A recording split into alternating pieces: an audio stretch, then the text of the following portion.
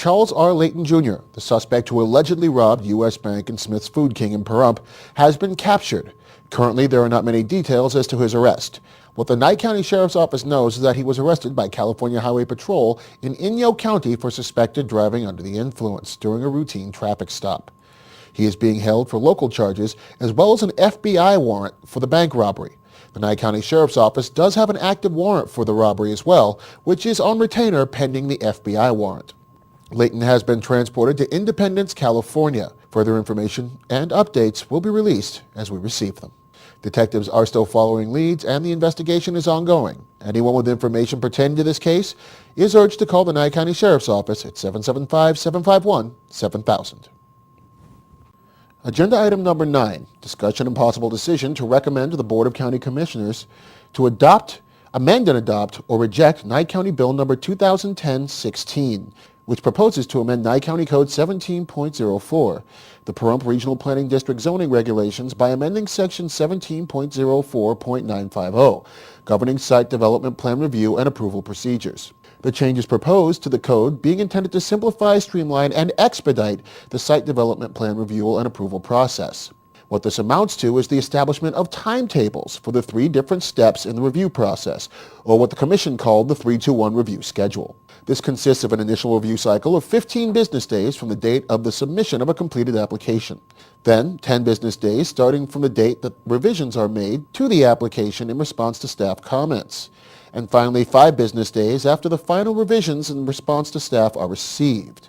The idea being to light a fire under both the applicant and the county to get the review process completed quickly and efficiently, as prior to these amendments there was no timetable in place in the original code. This item was passed quickly and unanimously. For News 30, I'm Carl Carter. According to the supervisor of a local business, Robert Orexkovich believed that he was doing all the right things to open a business here in Pahrump. After all, he got a business license from the town and state and met all the federal requirements and even checked in with planning. Why would he think that he wasn't running a legal business? Because no one told him otherwise. The conditional use permit he lacked in order to be a legal business should have been a pre-requirement to the Pahrump business license according to the Pahrump Regional Planning Commission. It wasn't until somebody filed a code complaint case against him that it came to his attention that he was in fact in violation. How did he slip through the gaps? It's a question that Planning Commission Norma Gino Paddock asked at the meeting last night. She wanted some answers so that it didn't happen again to other business owners. And this wasn't the first incident that came before the board. Nye County Commissioner Butch Boraski made the comment that lately Pahrump has had a very unique way of looking at things. The business, Precious Metals Recovery Inc., is a foundry and milling operation that creates a prototype technology for the processing of complex ores that contain precious metals, strategic metals from ore bodies from around the world. They plan to process upwards of 100 tons of sample of product selected for processing. And they plan not to use any cyanide in their operation. In fact, the chemicals they will use for their processing are biodegradable and natural chemicals. Although they have done several test runs of the plant, it is not currently operating in full capacity pending the conditional use permit. During the public comment, the foundry did draw some opposition from a single neighbor. Mr. John Verkerson voiced his concern over a possible expansion of the operation in the future and suggested, "There's so many other places he could have done this, and I think Pahrump needs to establish a industrial area, period." But not all the neighbors were against the plant. I don't see no problems with it. It's just a good operation. He takes care of it, and what he's doing, it's trying to help the town grow, no more than less. Mr. Verkerson was assured that if the business wanted to expand its operation, it would have to go back before the board again because his conditional use permit was only for the processing of 100 tons of ore at a time. Based on staff recommendations to approve this item and testimony heard at the meeting, the Nye County Pahrump Regional Planning Commission approved this item unanimously. We will be asking some questions of our own to the town of Pahrump. Reporting for News 30, I'm Jenny Manning. On the RPC agenda was the application for conditional use permit for the Symphony Animal Foundation, a proposed no-kill shelter that plans to be working closely with the Nye County Animal Shelter.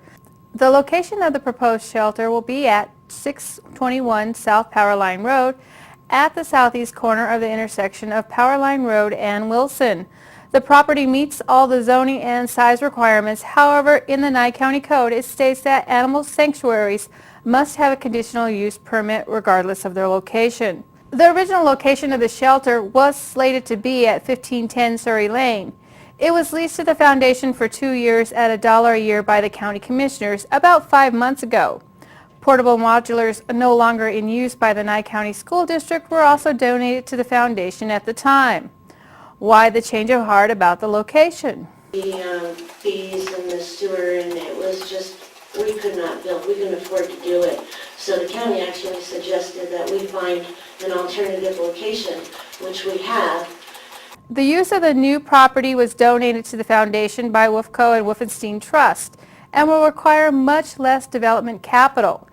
It was also pointed out that there will be some issues of right-of-ways that needed to be cleared up, and Ms. Harper stated that those were in the works. Nye County Commissioner Bush Boraski said that he would like to have it in the conditions that the property the commissioners leased to the shelter be released back to the county.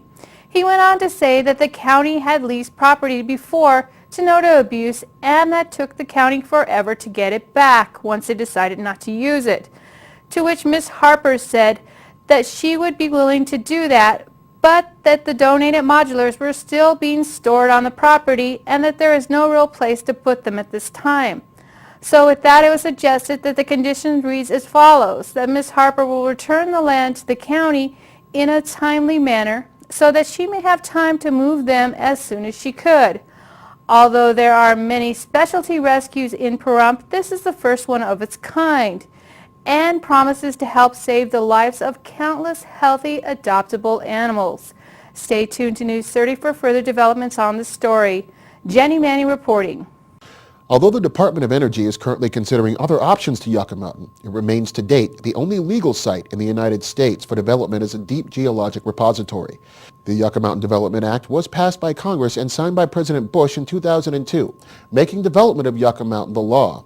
In 2010, the future of the proposed site was threatened by government action, which could leave the United States without any long-term solution for its nuclear waste, currently stored at various facilities around the country. Here in Nevada, state and local agencies will lose millions of dollars in oversight and more than just 24 jobs if Congress follows through with the current administration's plan to zero out funding next year for the Yucca Mountain Nuclear Waste Project. Meaning, if funding stops after September 30th at the end of the fiscal year, jobs for 13 Nye County employees and a dozen contractors would be lost. District 5 Community Commissioner Dan Chinhofen is very aware of the effect that closing down Yucca Mountain could have on this community and would like to invite you to help him do something about it. Well, this Saturday, March 12th at 3 p.m. At the Pahrump Museum on Basin, we'll be having an open house or workshop for Yucca Mountain. Everybody's invited to come out. If you have questions about Yucca Mountain, we'll have some of the scientists who worked on the project there. They can answer your questions. We have a lot of displays. I know the biggest question is on transportation, and there is a great video where they've tested the casks, and you ought to come down and see that if you're concerned. What I'd really hope to have is, it's hard to get people to show up for things when they're for it. You know, when people are mad about something, of course they show up in droves. But we're asking, if you're in favor of Yucca Mountain, to please come out this weekend. I want to talk to you about helping us contact some of the congressmen and letting them know there is local support for Yucca Mountain. So come on out this Saturday, 3 p.m., Pahrump Museum on Basin. There'll be some water, maybe some cookies, you know, something to tide you over anyway.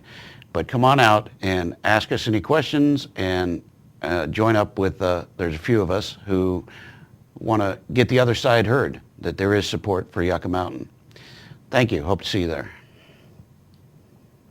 You know, I've been to a lot of those events. Ryan turned in lost money from the playground. Great job, Ryan. Saul was passing by the front office area when he saw Mr. Norton trying to put up a testing sign. He stopped, came back, and offered to help. To Saul and Ryan, you should be proud of yourselves. And remember, when you're doing the right thing, even if you don't realize it, someone's watching.